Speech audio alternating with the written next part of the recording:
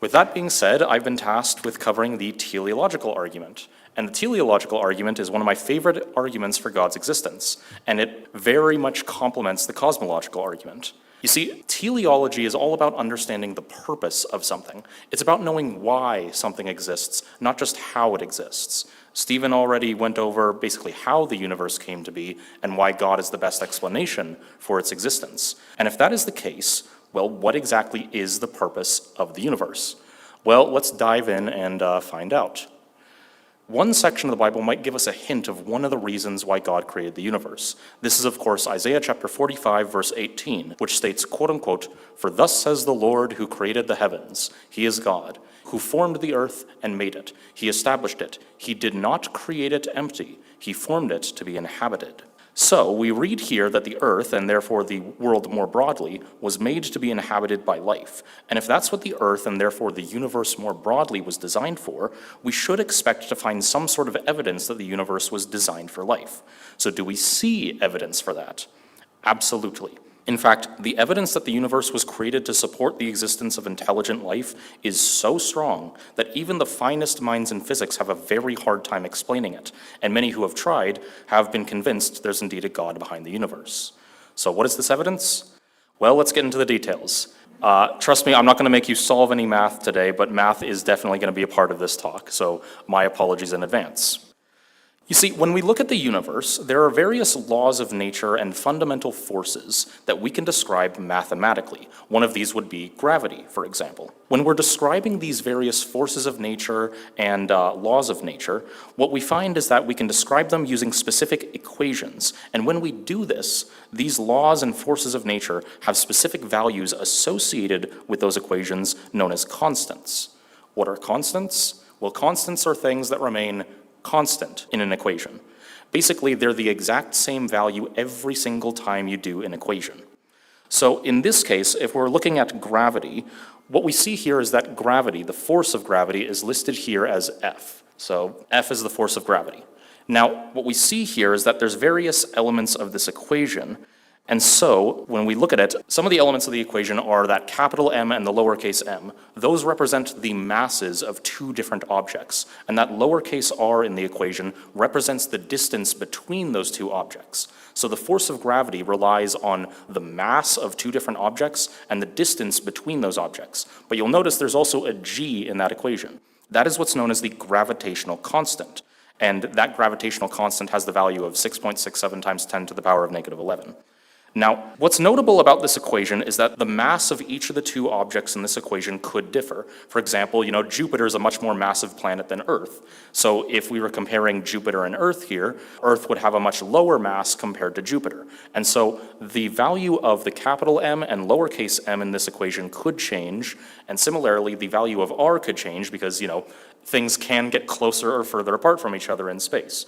And so both the values of the two m's could change and the value of r could change, and this would result in the force of gravity changing as well. But there is one value in here that doesn't change, this of course being the gravitational constant.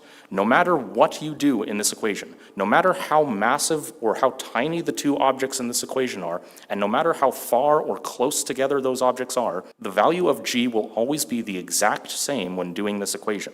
This being, 6.67 times 10 to the power of negative 11. And therefore, g is a constant, and it helps to largely determine the strength of the force of gravity. So I just want to emphasize, constants are things that remain constant in an equation. And now that you know what constants are, I want to emphasize something about constants in relation to the laws of nature. This being that these constants help to determine the nature of those laws of nature. For example, I kept saying the gravitational constant is 6.67 times 10 to the power of negative 11. However, if we changed the value of g to something like 10, it would cause the force of gravity to become astronomically stronger than how it is in our universe.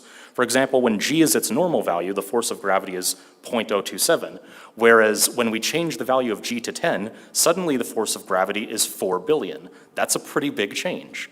Similarly, if we change the value of g to 10 to the power of negative 11, it would cause gravity to be even weaker than how it is in our universe.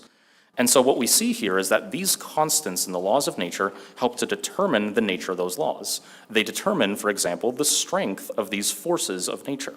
Now, interestingly, even though all of these constants in the laws of physics are indeed constant, they will always be the exact same, they could have been different from how they are today. The value of g actually could have been lower or higher than how it is in our universe, and if that was the case, gravity would be either weaker or stronger than how it is in our universe.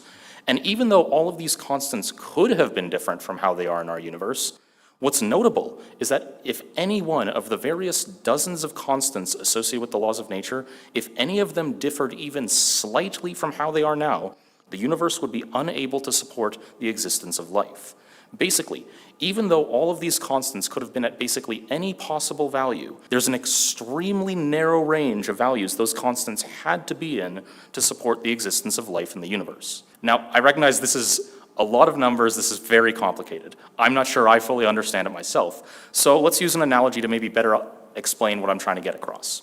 Let's say, for the sake of argument, you owned a house, and in this house there was a thermostat that you could set from any temperature. And by any temperature, I mean you could set that thermostat as low as negative 270 Celsius to as high as 1 billion degrees Celsius. So there's over 1 billion possible ways you can set that thermostat to. But out of those over 1 billion ways to set the thermostat, only about 10 values can actually allow you to survive within your house, this being about the 18 to 26 Celsius range. Mind you, that's not exactly comfortable survival, but that's long-term, you will survive. So, imagine if your thermostat in your house was randomly set to any one of those billion values. What this means is that you would have roughly a 10 in a billion or a 1 in 100 million chance of that thermostat being set at the narrow range of values needed for you to survive in your home, which means you have a 1 in 100 million chance of living if you walk into that house. And this is something we see that's very similar with the constants in the laws of nature. Basically, even though these constants could have been any number of possible values, there's an extremely narrow range of values that those constants had to be at to allow life to exist in the universe. And if you changed any of those values to something even slightly outside of that narrow range, suddenly life would be basically non-existent. You couldn't have any life in the universe. It would be literally impossible for life to exist in such a universe if you changed any of these constants even slightly. Why would it be impossible for life to exist in such a universe? Well, if you changed any of these constants even slightly, things like stars and planets couldn't form, and you kind of need those for life. I mean, if you don't have the ground that you're walking on, you can't exactly have life on it. In fact, in some cases, changing these constants causes such extreme effects that the literal elements that make up the periodic table couldn't form. And the reason for that is because the atoms that make up those elements couldn't form. And if you don't have atoms and don't have elements, you can't have physical life as we know it. And therefore, changing any of these constants even slightly would make it literally impossible for life to exist in the universe. So that's great and all, but how unlikely is it for all of these constants to have been set at just the right values for life to exist in the universe?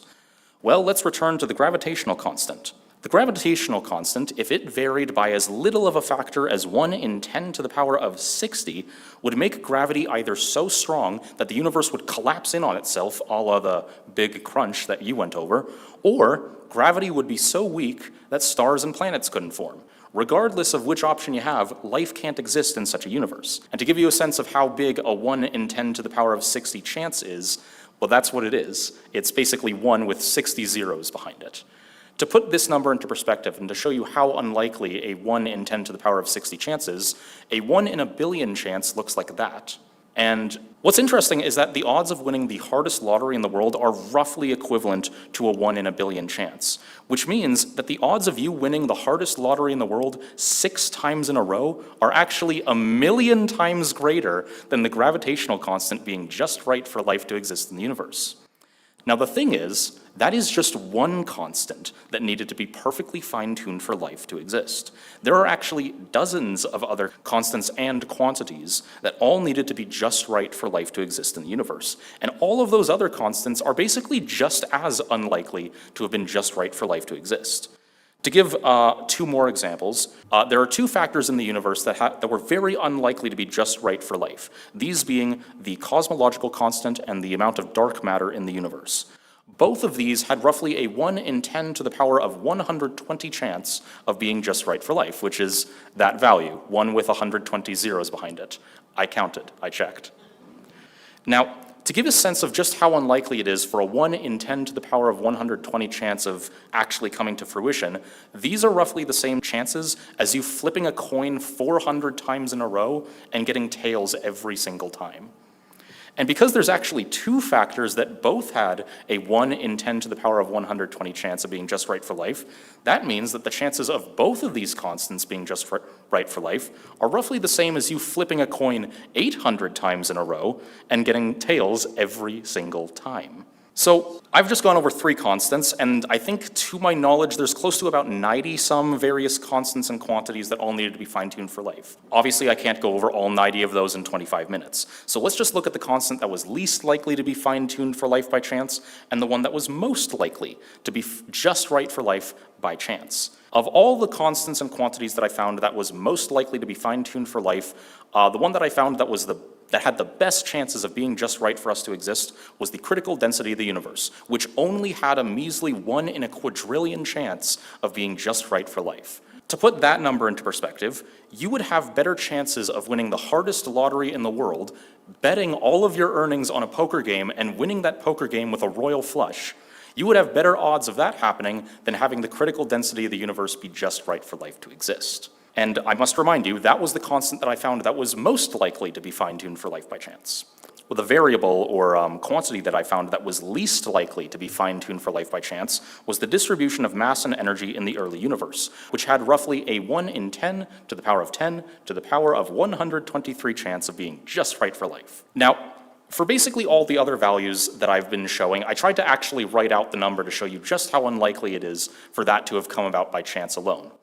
I actually can't do that for this number, mainly because there are more zeros in that number than there are atoms in the universe, which means I couldn't represent how big that number is if I tried, and therefore how unlikely it is for this value to have been just right for life by chance if I tried. And so, given that the chances of just one of these constants being just right for life is nearly impossible, the idea that all of them were just right for life by chance is about as close to impossible as it possibly gets. To quote Stephen Hawking, the remarkable fact is that the values of these numbers seem to have been very finely adjusted to make possible the development of life. The agnostic physicist Paul Davies has also stated, quote unquote, everyone agrees that the universe looks as if it was designed for life. And lastly, probably one of my favorite quotes comes from Arno Penzias. He's the Nobel Prize winning physicist who discovered the cosmic microwave background radiation, which basically helped to validate the Big Bang Theory. And he stated, quote unquote, astronomy leads us to a unique event, a universe which was created out of nothing, one with the very delicate balance needed to provide exactly the conditions required to permit life, and one which has an underlying, one might say, supernatural plan. So, given what we know about the fine-tuning of all these quantities and constants that underpin the laws of nature, how do we explain the fact that all of these values seem to be perfectly fine-tuned for life? Well, one suggestion that people give is that these constants and values had to be fine-tuned for life out of physical necessity. Basically, these constants couldn't have been any other way. There's only one way these constants could have been, and basically all of these constants and quantities had to have the values they currently have. And those values just so happen to be perfect for life to exist. Now, there's multiple issues with the idea that all of these constants and quantities had to be just right for life by necessity, not the least of which is the fact that no physicists support that idea. Every physicist worth his weight in salt basically agrees that the universe could have been some other way than how it is. It is utterly implausible that all of these constants had to be just the way they are by physical necessity. And in fact, most researchers have found that not only is it possible for life-prohibiting universes, i.e. lifeless universes, to exist, but it's actually more likely, significantly more likely, for a lifeless universe to exist than for a life-permitting universe like our own to exist. One reason that the universe didn't have to be life-permitting is because the physical constants of the universe aren't actually determined by the laws of nature. The laws of nature help to determine how aspects of the physical world operate, but there is no law of nature determining what these constants within the laws of nature have to be. And thus, there's no natural law that would make it necessary for any of these values to have been just right for life. In addition to this, the Born-Guth-Vilenkin theorem has been able to mathematically demonstrate that things like the gravitational constant and the mass content of the universe could have actually been different from how they are in our own universe, which means we actually have very strong mathematical evidence that all of these constants could have been different from how they are in our universe. And thus, all evidence points to the fact that these constants in the laws of nature could have differed from how they are now. And if that is the case, then they couldn't have been the way they are by physical necessity. There's no reason to believe that all these constants in the laws of nature had to be in their life-permitting ranges by physical necessity. So how else do we exactly explain fine-tuning? Well, one other possibility is that these constants in the universe happened to have been life-permitting by chance. Basically, by sheer dumb luck, the universe emerged with all of these constants and quantities at just the right values for life to exist. Now, given what we went over regarding how unlikely it is for just one, let alone every single one of these constants to have been just right for life by chance, it seems kind of implausible that this is the case. The probability that all of these constants were at just the right value for life to exist by chance is so low it's basically zero. I should note, there is a chance. There is technically a chance that all of these things were just right for life by sheer chance. The problem is, it's about as close to a 0% chance as you could possibly get without it actually being zero. I'm not going to go into the calculus behind it because I don't want to explain limits, but it's basically that. So it seems very unlikely that this is actually the case, and yet despite this, many people do genuinely believe all of these constants were just at the right values for life to exist by sheer chance. But if it's so implausible that this is the case, why do so many people believe it? Well, it's because of a theory that Marvel fans and Rick and Morty fans might be familiar with, this of course being the multiverse theory. The main idea behind the multiverse theory is that there might be an infinite number of universes. Our own universe is just one out of an infinite number of them. And what that means is that even if it's almost impossible for a life-permitting universe like our own to exist by chance, the fact that you have an infinite number of universes basically guarantees you'll get a universe with life in it. To give you an analogy of how this theory basically operates, imagine you're trying to win a lottery. If you bought 1, 10, or even 100 tickets at a time, you're very unlikely to win that lottery. Yet, if you bought every single lottery ticket, suddenly your chances of winning are 100%. And that's the idea behind the multiverse theory. If you have infinite universes, at least one of them has to have life in it. And so what this means is that the multiverse theory does provide some sort of explanation for why our universe seems fine-tuned. There are a few problems with the multiverse theory, however. One of the biggest ones, of course, being that there's no evidence that a multiverse actually exists. Adam Frank, the professor of astrophysics at the University of Rochester, who was also the scientific consultant behind the film Doctor Strange, he stated, quote unquote, "Here's the thing about the multiverse. It makes a great story, but at this point there is zero evidence." And in fact, we actually have very strong evidence to suggest the multiverse theory isn't true, and this is based on a logical principle known as Occam's razor.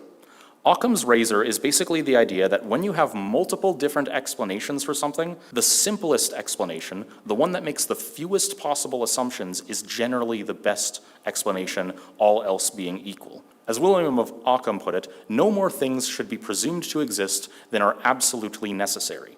Basically, the fewer assumptions that are made by an explanation and the fewer entities that an explanation has to posit to explain something, the better that explanation generally is, all else being equal. And any explanations that are shaved off by Occam's razor are considered ad hoc because basically those explanations require you to make a bunch of unnecessary assumptions. So now that we know that Occam's razor is all about finding simpler solutions that don't require unnecessary assumptions, which explanation for the fine-tuning of the constants of physics sounds simpler to you? That there was a single being who intentionally fine-tuned these constants for life, or that there are literally an infinite number of universes, all of which spawned out of nothing, each having slightly different characteristics? Well, I would say that the idea that a being made the universe with the intention of it being life-permitting, that is a far better explanation for the fine-tuning of the universe based on Occam's razor, because that explanation requires only one possible assumption, that such a being could exist. The multiverse theory, on the other hand, requires us to make basically an infinite number of assumptions for every universe that could possibly exist. Additionally, the God hypothesis for the origin of the universe also explains how the universe could have actually come into being from nothing. In contrast, the multiverse theory only explains the fine-tuning of the universe. Even if the multiverse theory was true, it wouldn't actually explain where all these different universes come from. You would still need a second explanation for how all these universes came into being. And thus, the God hypothesis for the origin of the universe is simpler in two different ways because it can both explain the origin of the universe and the fine-tuning of the universe. One last reason the multiverse theory is very unlikely to be true is because it would require some pretty absurd conclusions. Basically, if there actually are an infinite number of universes, well, infinite is infinite. Interestingly enough, you can fit infinity into infinity.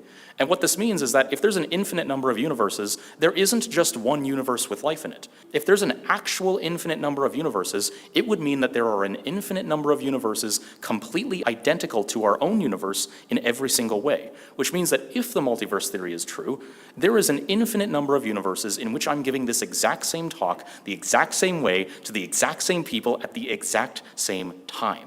Now that is quite the proposal to accept. The idea that there's an infinite number of me's doing the exact same thing right now as we speak is quite the proposal to accept, especially when we have no good evidence to suggest that another universe exists at all. So, if it wasn't necessary for our universe to be life-permitting, and if it's basically impossible for it to be life-permitting by chance, how do we explain why the universe seems fine-tuned for life?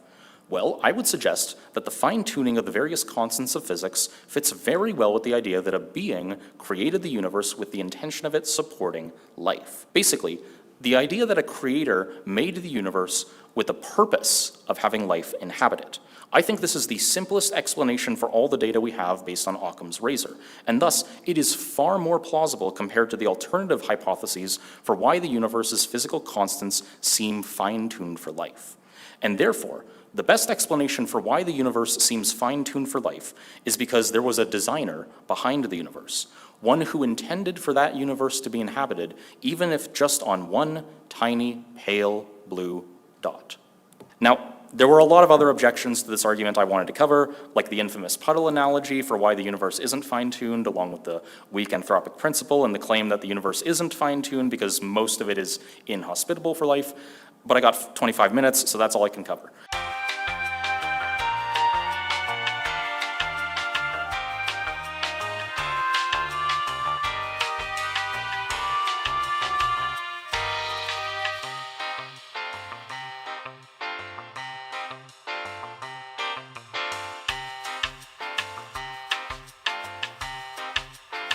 You mentioned with regards to the Age of Enlightenment, prior to that, science was actually based around the idea that there is a creator, mainly because for us to believe that the universe is actually intelligible and can be understood, it seems almost necessary for there have been some sort of intelligent designer to make an intelligible creation.